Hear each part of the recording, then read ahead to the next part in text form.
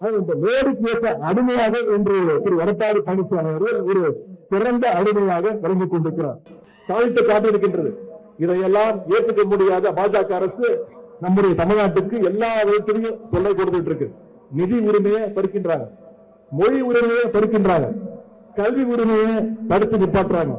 இந்தியே சமஸ்கிருதத்தை எப்படியாவது தமிழ்நாட்டுக்குள்ள நுழைக்கணும்னு புதிய கல்விக் கொள்கையை கொண்டு வர்றாங்க. சமீபத்தில் ஒன்றிய அரசு பட்ஜெட் தாக்கல் பண்ணிச்சு, பார்த்திருப்பீங்க. அந்த பட்ஜெட்ல தமிழ்நாட்டுக்கு ஒரு திட்டத்தை கூட அறிவிக்கல. ஆனா எதிர்கட்சி தலைவர் எடப்பாடி பழனிசாமி என்ன சொல்றாரு? ஒன்றிய அமைச்சர் பட்ஜெட்டை முழுசா படிச்சு கூட முடிக்கல.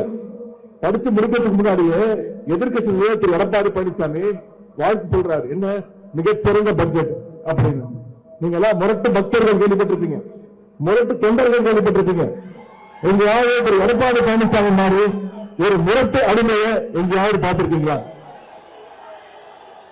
ஜாதிக்கு ஏற்ற மோடின்னு சொல்லுவாங்க.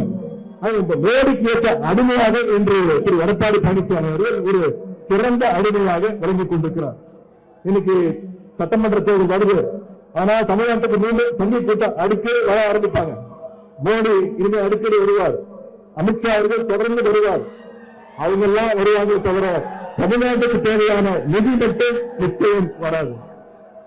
திரு மோடி அவர்களே, திரு அமித்ஷா அவர்களே, உங்களுடைய பொறுப்பு உத்தரப்பிரதேசத்துல, பீகார்ல, வடநாட்டில் வேகலாம். ஆனா தமிழ்நாட்டில் ஒருபோதும் உங்களுடைய பொறுப்பு வேகவே வேகாது.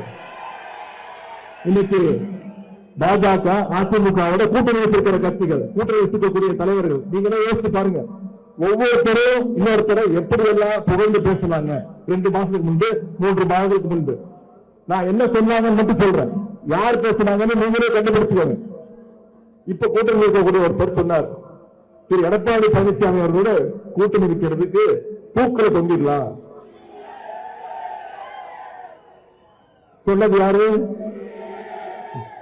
இன்னொருத்தர் இருக்கிறாரு, அவர் சொன்னாரு, திரு எடப்பாடி பழனிசாமி அவர்களுக்கு எந்த அருகதையும் கிடையாது, ஒரு கவுன்சிலர் அவருக்கு ஒரு தகுதி கிடையாது, அவர் ஒரு டயர் நட்டி அப்படின்னு சொன்னது யாரு?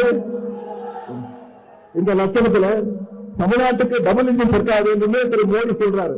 திரு மோடி அவர்களே, முதல்ல உங்க வண்டியோட டயர்களை பாருங்க. தமிழ்நாட்டில் நீங்க கூட்டு சேர்ந்திருக்கக்கூடிய எல்லாருமே பஞ்சரான டயர்கள். உங்களுடைய பஞ்சரான டயர்களும் பங்கன் ஆகாத டப்பா இன்ஜினும் தமிழ்நாட்டில் என்னைக்கு ஓடவே ஓடாது. இன்னைக்கு எடப்பாடி பழனிசாமி மிகப்பெரிய ஒரு அடிமையாக, பாஜகவுடைய அடிமையாக வலம் வந்து கொண்டிருக்கிறார்.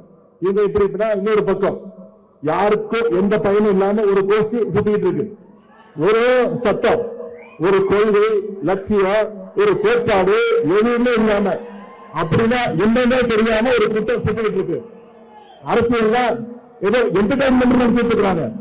அவங்களுக்கு இளைஞர் கலைஞர்கள் நீங்க சொல்லணும், அரசியல்னா மக்கள் பணினா என்டர்டைன்மெண்ட் கிடையாது, அது ஒரு கமிட்மெண்ட், அது ஒரு டெடிகேஷன் என்பதை நாம திமுக இளைஞர்கள் கலைஞர்கள் நம்ம ப்ரூவ் பண்ணி காட்ட வேண்டும்.